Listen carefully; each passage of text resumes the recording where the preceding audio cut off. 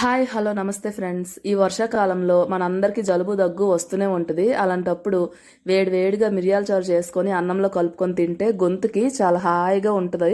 ఒక గిన్నెలో టమాటాలు చింతపండు వేసి గ్లాసుడు నీళ్ళు పోసి కొంచెం పసుపు వేసుకొని మూత పెట్టి ఉడికించుకోవాలి. ఈ లోపల మిరియాల పొడి రెడీ చేసుకోవాలి.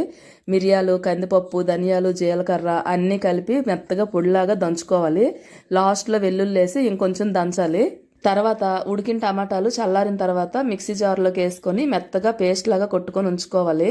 ఇప్పుడు గిన్నెలో ఆయిల్ పోసుకొని కొంచెం ఆవాలు, జీలకర్ర, మెంతులు వేసుకొని అవి చెట్టుపట్లు తర్వాత ఆనియన్స్ ముక్కలు, పచ్చిమిరపకాయ ముక్కలు వేసుకొని కొంచెం కరివేపాకు కూడా వేసుకొని బాగా వేపుకోవాలి. ఇప్పుడు టమాటా పేస్ట్ వేసుకొని తగినన్ని నీళ్లు పోసుకొని ఉప్పు, పసుపు వేసి కొంచెం కొత్తిమీర కూడా వేసి మరిగించాలి.